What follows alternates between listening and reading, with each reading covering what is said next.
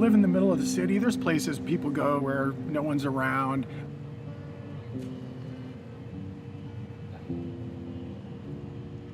Whereas in the desert, you know, I just had to go like 2 streets over, and I was looking at basically a horizon, and I wouldn't see the pavement, a building or a power pole. I mean, it was like on the edge of infinity there, you know?